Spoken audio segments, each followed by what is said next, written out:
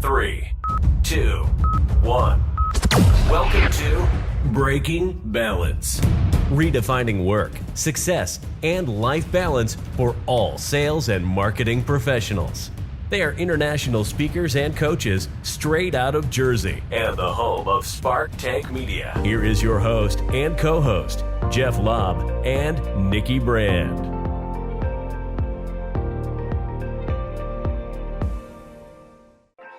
All right, welcome back. Breaking Balance. Here we are again, Jeff Lobb, Nikki Brand. We are live and we have a special guest today. I'm so excited for. So excited. I know we've been waiting for our guest to start this year, and it couldn't be a better first guest. Christina Shaw from Allstate and dear friend of ours. Hi, Christina. How are you? Good morning. I'm awesome. How are you? We're great. Thank you so much for joining us today. We're excited to talk to you. We think you share a lot of our culture in breaking balance. And I think we're going to find that out today through some of your challenges in this world. So would love to have a conversation about how you handle this stuff. Yes, absolutely. We are so excited to have Christina on the podcast today. Christina brings a wealth of information and she happens to be a mom who balances it all. So what a perfect guest to come on and talk about some of our hot topics that we'd like to discuss about balance in the workplace and reinventing what it is, right? To get by and survive. And how do we do it? So Christina, for those folks out there, just give a little background about yourself. Who are you? Awesome. Well, again, a big thank you. I have a lot of gratitude in my heart for being here. So thank you. I, like you said, I'm Christina Shaw.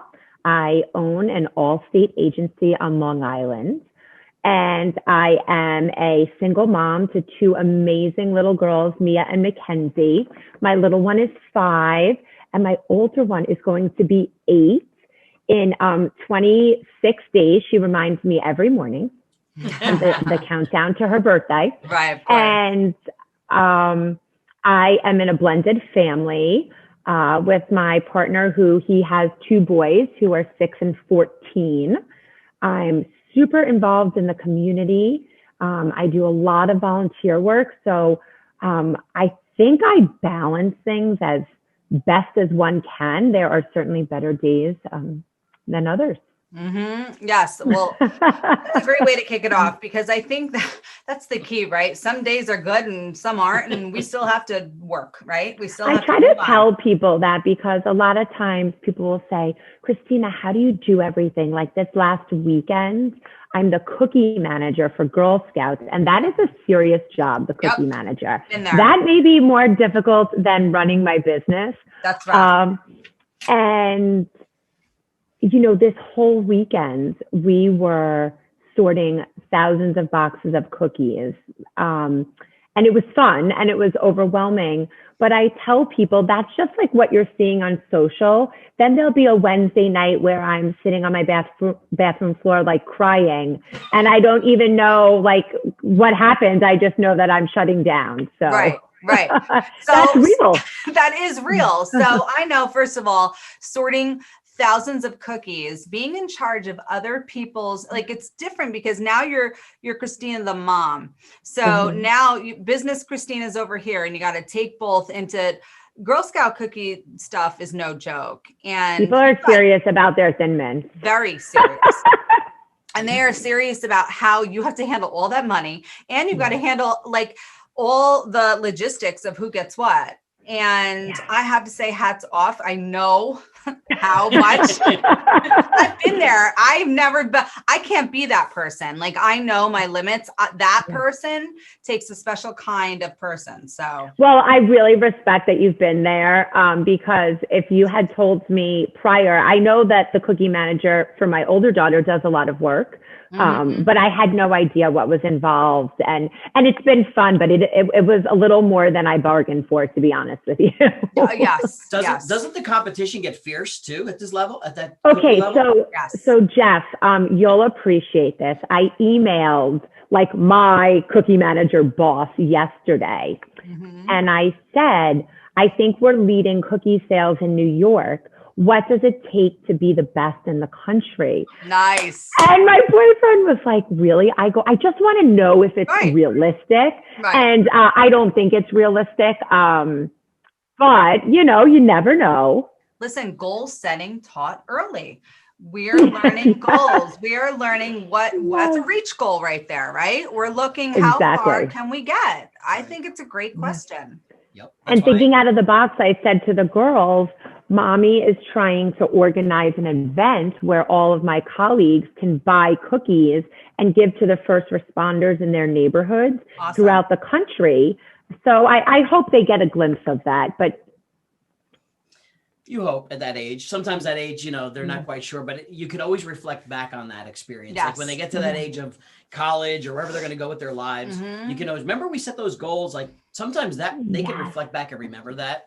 Definitely. We sometimes forget quickly, but they do. Definitely. And when it comes to balance, I can tell you as a kid, your daughters will remember this. So they will. I hope They'll remember so. Mommy helping.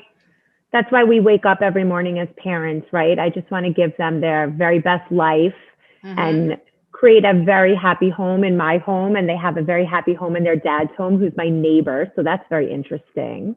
Well, that is very interesting. You know, let's talk about that, you know, work-life balance, blended family thing. So Christina, you say you have blended family. Your ex-husband is your neighbor, which is pretty impressive. What does that balance, right? Pat on the back for real. I mean, how that's right there. That's a whole other topic. Yep. Yeah, that's another podcast. Right. But when you're looking at balance, what does that mean to you? When you're looking at that balance of the blended family with owning a company, having children to, you know, co-parent and, you know, co-parenting with your boyfriend and that family. So the balance, like, where do you even start? What would you tell someone if they said, Christina, define balance in your life? That's a really, really great question. And it probably means something different for everybody. But for me, I believe that self-love is not selfish. And if I could put the best Christina Shaw forward every morning, the rest of that falls into place. And what I mean by that is every single morning or 6 days a week, I wake up and I either train with my trainer, now on FaceTime, or I ride my Peloton. And after I finish that, I meditate for sometimes 5 minutes, because that's just what the day affords me, or sometimes 15 minutes. And I just remind myself, and I stay in gratitude. Like, I have healthy children. I have a thriving business.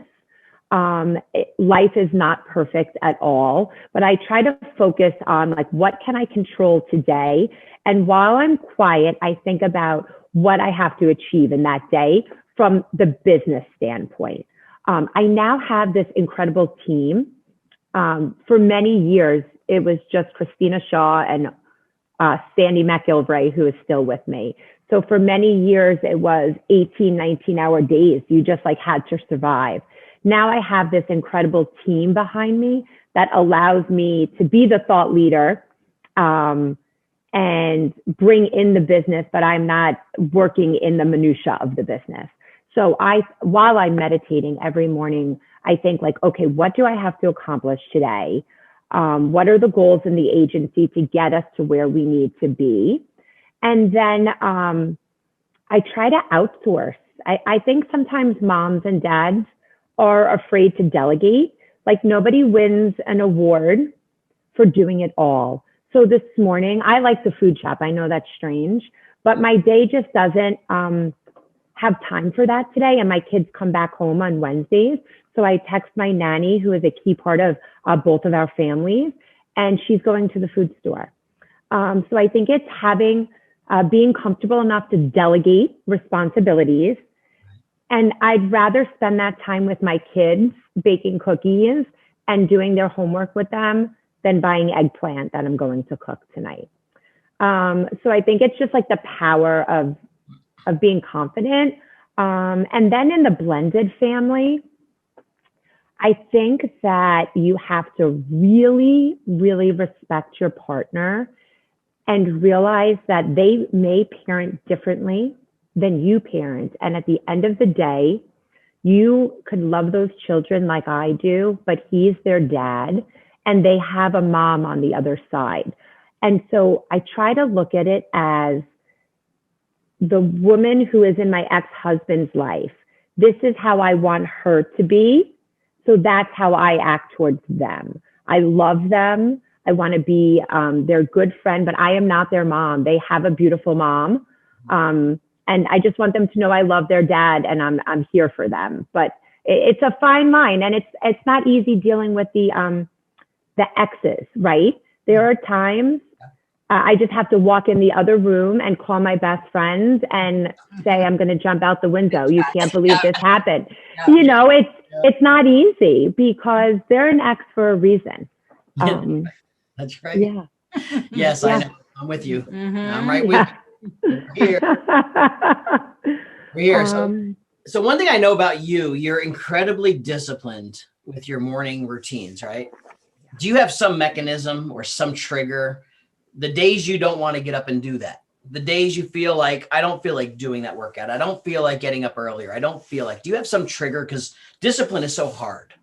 Hard. Really there. Is there something that keeps you consistent with that where others struggle? That's a really good question. Well, the reason I work out with a trainer, I'm very motivated to get onto my bike. I love that. It's kind of like my therapy. But let's use Monday, the day of the snowstorm, for example. I was so comfortable in my bed, and I'm not a morning person. Like, get me at 11:30 at night and I'm like ready to go. 7 a.m. is not my hour. Like, people who wake up at 5 a.m., I just don't understand. But that's why I have a trainer, because I have an 8 o'clock appointment with her. So she holds me accountable, and I'm not going to cancel on somebody, because if I give her my word, that's my word. And then I have to pay for the session. That helps. Yeah. And then, you know how they say like activity breeds activity? I think that once you're just in that mindset of this is what I do, 95% of the time it'll happen. And if it doesn't happen, that's okay too. Well, it's pretty impressive. And I knew accountability was going to be that key with the trainer. Yep. Because I feel like a lot of people may say, oh, you know what, I can't afford that. Or I'm too busy. But what you're doing, like you said before about having self-love is not being selfish. I really do agree with you there. I'm doing the same thing. I'm in a workout group that holds me accountable every single day. And I shoveled for 3 hours yesterday. Today, I didn't want to do it, but I knew this group was going to hold me accountable. So I just did it. I didn't want to let them down, you know? Yes, I love that. Yeah. So I really think for those listening out there who might say, oh man, maybe wake up a little earlier. We're talking to someone who's saying, I'm not a morning person. Oh God, no, I do not like the morning. Right. And, we're talking about balance. I also think for me, I love to enjoy food and eat. So I'm not the person, like you eat to live or live to eat. I'm already excited for what I'm making for dinner tonight. Yes. Last night, I enjoyed some wine and an amazing steak with Arthur. So the balance there, that it allows me, I want to live. I don't want to eat. I don't want to be restricted with my diet. So by me being active allows me to enjoy what I enjoy, which is food. I love it. I absolutely love it. And I think, listen, guys, we're hearing from a very successful woman who's making balance happening in blended families. You're saying some of your big keys are making that extra effort in your morning. And it certainly seems to trickle out throughout your whole day for your success. Yeah. And I love what you said about the trainer piece, because I try to be very aware of that. I don't like to say that I'm lucky, because there's really no luck here, right? My house burned down 4 years ago. I went through a really ugly divorce. But I do feel lucky that I have my health, which allows me to work really hard in my business to then afford that trainer. So that could be a dicey subject, right? Because you don't want somebody listening saying, well, I can't do that. You can. I work really hard to make sure that happens, because that's important to me. Yeah. I mean, look, accountability comes with just a friend, Mhm. just a friend or a group. Absolutely. It doesn't have to cost money, but if you Exactly. have it, but I think the number one thing you're saying here too, and I don't think people realize it until it's too late. And I think we're all coming around to this balance itself is if you don't have your health, you don't even have you can't do the business. You can't generate the stuff to generate for the kids. So it all starts at the one place. It's not the business. It starts with the health part for you to be able to do what you do at the level you do it at. It's so true. I don't know. Are you familiar with Charles Weinrab? He brands himself the handsome home buyer. He's a real estate investor on Long Island. I should make an introduction. He would be an awesome podcast guest. Yeah. And he talks a lot about on his podcast. And I don't know anybody who works more than he does, but he goes on these long bike rides for 30, 40 miles. And that's where he listens to other podcasts. That's where he dreams about the business. So it's not just about like being in shape. It's also allowing you to be creative and grow your business. So I try to also tell myself that if it, is during the workday. Yeah. The one thing I've been using a little bit of a cheat sheet because I am not the personality to sit around and read books. So my next step was audiobooks, but sometimes audiobooks are like 8 hours long. So I do, I don't know if you've ever heard of it, but I use Blinkist. Blinkist, the app. No, what's that? Blinkist, and it's free. And then there's like an $80 a year thing. It gives you like a book's recap on audio or in like 15 to 20 minutes, all the highlights of each chapter. I knew this was going to be a good morning because that's awesome. Blinkist, and pay for the pro account because like if you're on an airplane or whatever, your child, you can download it. You can read the highlights. It's like Cliff Notes from high school, right? Yeah. So, but the audio is great because in 20 minutes I can get then if I want to dive into the book, I'll just go to Audible and get it. But at least I get all the snapshots of all the important things of each chapter, which to me is my personality, right? So that's where I look for time to do that. So I just need a 20-minute window to get a book in of some sort. I love that. That's a good nugget. So Christina, I love that we're honed in on, even when you said the way you meditate in the morning, it actually focuses in on what you have to achieve from a business standpoint. So your self-love for you is actually honing in on the business end, which I think is really cool. That's how they get to blend and balance, which is awesome. So you're uber successful. You've got a business and, you manage to, be creative and you're, trying to, I would say, make a lot of money and try to, have all these dreams and goals. When it comes to that as a professional, for other moms out there, what would you tell them about mom guilt? Does it exist with you? Oh God, it exists every day. It exists every single day. I drive my girls to school when I have 50%, I share 50-50 with their dad.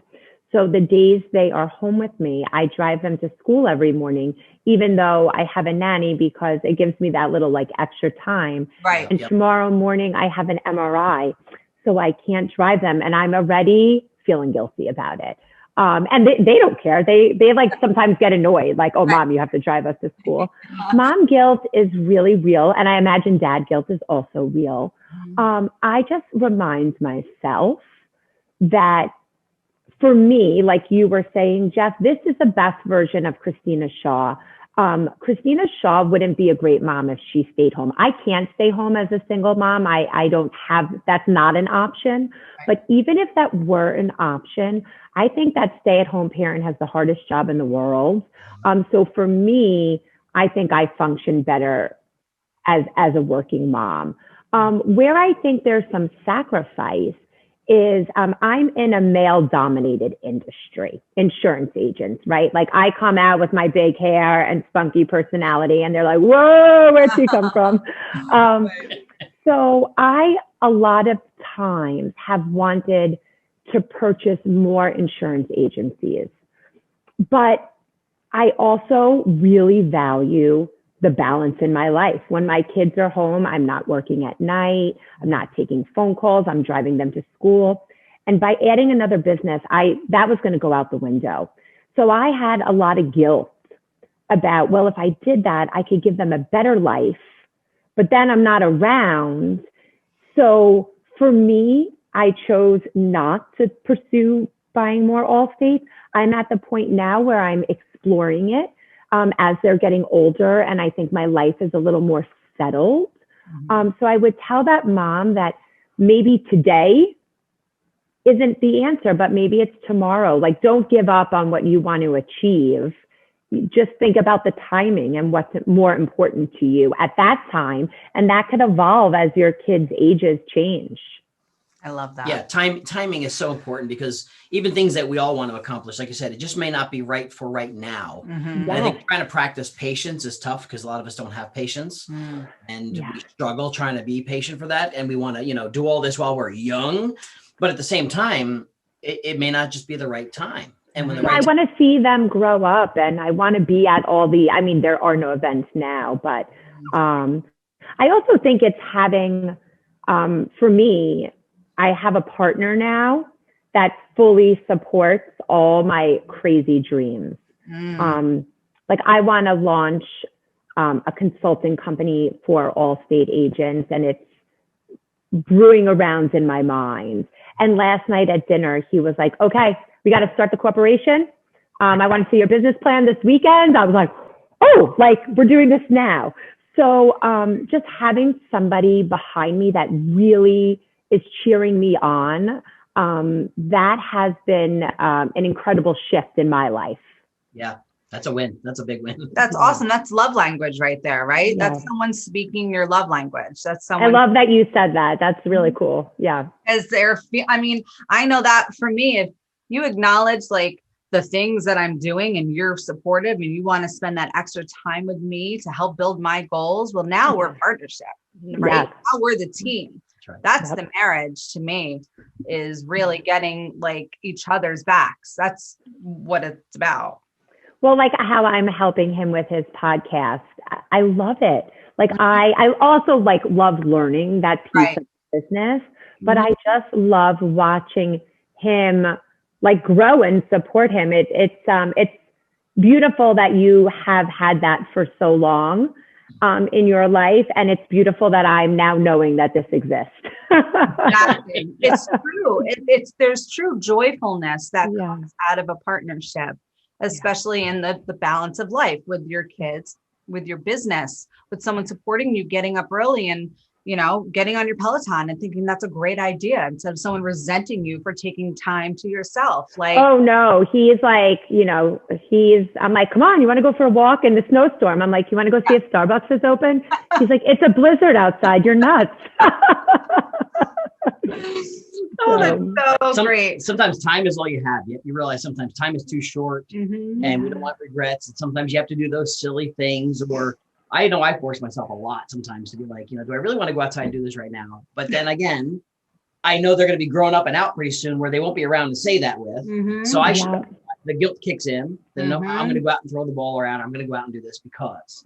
So I realize sometimes that I have to stop and think the same thing you're saying. I struggle with the phone. I don't know if that's sometimes at dinner. Absolutely. Yeah.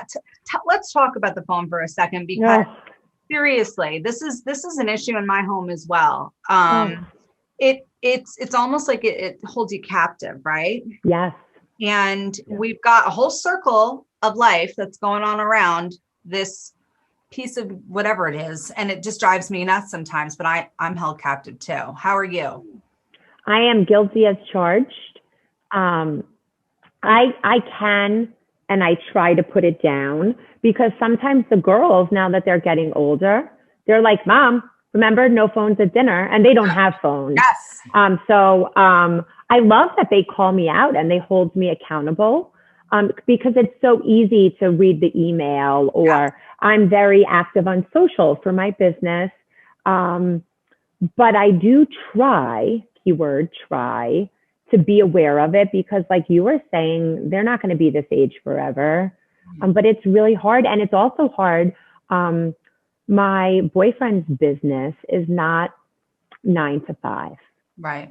So it's very often at 10 o'clock, 11 o'clock at night, 7 a.m., that phone is ringing. So it's acceptance. It's just like that's the business, and that's never going to change. So it's accepting that. And for me, I'm trying to put it down more. I think that's a key word. What do you do? I don't know. Any hot tips I'll take. I want to acknowledge that key thing. You can tell you have such, you and your boyfriend have a mad appreciation for each other, because you're saying, I accept the fact that this is business. And I'm not going to sit here and, bitch about this 24/7. Oh, never. So, yes. I mean, I think that's great, because my husband and I, we constantly, we have like this judgy thing about the phone, because I'll get pissy with him about being on it, but then I'll do the same thing. Yeah. Like, what are you doing? I'm like, nothing. You're doing it. I'm doing it. And he's like, I'm trying to have a conversation with you. I'm like, well, I was just trying to have a conversation with you an hour ago. So it's annoying. We do the same thing. That's right. I think every house is dealing with that. Like, even last night at dinner, I see this. And I said, I'll just wait for you to finish. And he goes, I'm listening. Right. And I think everybody is. It's hard. Yeah. It's hard. One thing we have tried to do is dinner time is off limits. So we have tried, and I will say for the most part, for everybody, my daughter's 13 and she's like in the zone of phones. Yeah. And because of the pandemic, we just got my 11-year-old a phone, which we were not going to do till 12, but we did, because the poor child is cut off from civilization. Yes. People. So, and then my son is like on an iPad 24/7 because he's 5 and driving me crazy. So now you've got a whole electronic system. And I'm like, we need to eat dinner in peace with us. We need to be present at the dinner table. So I will say that's the off limits. It's like, half hour, 40 minutes, but it's like a non-negotiable dinner. We tried. So we still struggle. So all the kids at the table, and we say not to do it. And then my phone, I'm waiting on a business message, and it's like urgent. Yeah, you can't put it down. So now, so we tried this one thing, just a funny thing. We tried this thing called the phone bank. I think maybe you got it for like a Christmas a few years ago. Right. It's basically a box you put your phones in. Yeah. Supposedly, so you don't touch the damn thing. Is everyone looking at it the whole time during dinner? The box instead of doing this. The blinking and the buzzing and the vibrate. I'm like, all right, screw the box. Put the box in another room, because like we tried. It was just so distracting. That's tough. So we still struggle. We try and hold each other accountable to it. We do cheat, and it's an ongoing problem, and it's going to get worse for you. I think that's. Oh, my kids, I don't know about your 5-year-old, Nikki, but they're obsessed with the percentages on their iPad. They'll like run across the house to tell me that their iPad is at 22%. And I'm like, well, we have a charger in every room, which somehow chargers disappear constantly. Constantly. My husband's always bitching about the iPhone cords. We got to find a solution to that, because we put names on the blocks, we put initials, tape them. And I still lose my iPhone cord. It mysteriously. They steal mine every night. There's got to be someplace where they all go. Well, they tried to blame me because we essentially live in 2 houses. Half the week we're on Long Island in my home, and half the week we're in Westchester at Arthur's. So I've lost my mind recently about the chargers. And the girls were like, I bet you take them to Arthur's house. And I was like, oh, no. So I put it on lockdown. We'll see, but. It's funny how this is a universal issue, because I've never had this conversation with you, but we have a charger issue. You have a charger issue. You have a charger issue. So, and it's like, talk about life balance. Sometimes it's frustrating right before bed. My phone's going to die and now I can't find one. And it honestly is frustrating. It's annoying. I think what we have to do, and I may just go to this, is just get a block and a cord for every outlet in every room, and no one removes them. They just stay there. Well, that's what I did, Jeff. So that I drove to Verizon a few weeks ago, because I also think like you need to get the real Verizon ones, the ones at CVS last like 2 days. Whatever I spent, and I got one for every room. And then I did for Arthur's kids, because when we're all home, we're a family of 6. So I like accounted for them. And I made a statement like the charger cannot leave the room. Like, unless there is an emergency, which I don't know what kind of charger emergency there is, the charger has to stay in the room. Yeah. You don't bar. Like, if I could screw it to the wall or create a not touch it. But. Listen, this is really good knowledge for people out there. I'm telling you, everyone's nodding right now going, I have charger issues. So why not just spend a few bucks? What's your issue? I got charger issues. physical therapist office there. Especially when the kids are remote and they're learning on their iPads. Yes, they need Yeah. it. They need it. All right, Christina, this has just been such a fun conversation. I want to sum this up at the end here, because you've given us so many really good nuggets to go off from. Success can mean a lot of things to a lot of people, and we've talked about it a lot on our podcast. And in every day, it seems to change a bit here and there, but I'd like to know what success means to you as a mom who needs to balance it all. I love that question. So success for me is waking up every single morning happy, living the life Christina wants to be living. I realize that happiness is an inside job. So as long as my business is thriving and providing for my family and my employees' families, because that's really important to me, I feel successful. If my children feel like loved and nurtured at home, that's success. Having a really healthy co-parenting relationship with my ex-husband, that is success to me. So would I love a house with a full finished basement and a built-in pool? Oh, I think about it all the time. But that's not success to me. Like their dad walking in their door and them seeing their mom and dad have a conversation, that's success. And I pray that's how I have healthy kids. Great answer. I couldn't answer it any better. Honestly, that fills me up. You're That's speaking my love language. That's it. To me, don't get me wrong. I want that pool. Really, I'm manifesting it. And honestly, that's on your board, right? That's That's on your vision board. That pool, it is. that finished basement. Those are the big goals, and you're working hard to get to those. Yeah. But everyday success isn't just about the pool. No. That everyday success, like you said, is that happiness within. People don't just wake up. I guess there's a small portion of people that just wake up happy, but most people in their heart of hearts are like, okay, this is what we've got to do, A, B, and C for D to happen, to be happy. And what you're doing is just such a lovely combination. It really is. Thank you. Really see it. And my takeaway from you more than anything is the gratitude that you have in your heart. And we've talked about gratitude before on the show. Yeah. And I just don't think it's underrated. I think it's undervalued. I think it needs more credit, more gratitude you have, right? Things, and this is like the karma effect, like things seem to grow from more gratitude. And you can tell you've got it. I mean, you can just tell it's really beautiful. And I love speaking with you about this. I think my takeaway is the true discipline you have in the morning. Because if I had most of the audience I talk to, most times they wake up feeling achy and pain, head hurts, body hurts.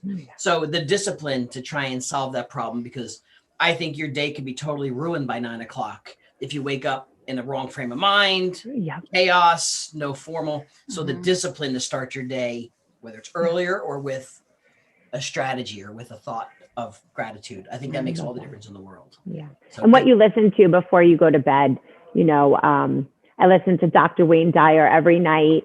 I met him on Maui. I stood outside his apartment for 4 hours. That's true. And Christina, he came out. I am in love with him.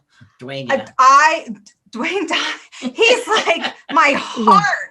You met I'll him? send you some photos. It was actually Tom who I was traveling with Tom and my mom on a work trip. And Tom was like, come on, Chris, we have to stand outside his house and meet him, because we would see him every year at the Javits Center. And he was the kindest man.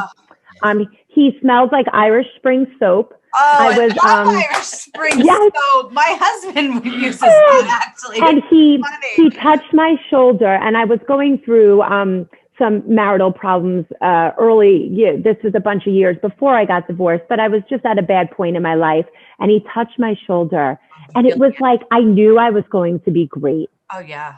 Oh my God. You've been blessed by Dr. Dwayne. I mean,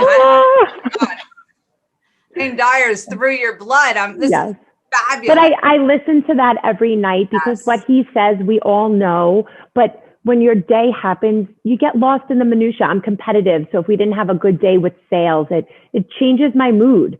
You know, it's not always easy. Yeah, no, So, it's a good shift listening to him. I totally agree. And I think a lot of it's too, when you have those challenging days at work too, how not to bring that home, because it's really hard. You don't leave it anywhere. We live work. yeah. So Yes. it's hard that when you walk in the door, it doesn't just get left outside. It's still on your shoulders, right? So Totally. Yeah. it's a hard, way to deal with that. So before you go to sleep, I guess you have to have that outlet. Yeah, that's good. Yeah. Really good. All right. Well, listen, thank you so much. Unfortunately, we my could probably God. talk for hours. I know. This gets going, but I enjoy it. yeah, this is one of my favorite ones so I far. know. It's great. But Well, thank you so much. Thank you, Christina. thank you. And for Lovely. those who are listening, if you have any questions, would like to email us on some topics, want to be a special guest, Breaking Balance at Spark Tank Media. It's where you could find us. And we'll be here every week. And we're going to keep bringing great guests like Christina. And I couldn't be more grateful to have you here. And thank you guys for your time. And hopefully we'll see you all next week. All right. See y'all. Bye-bye. See you.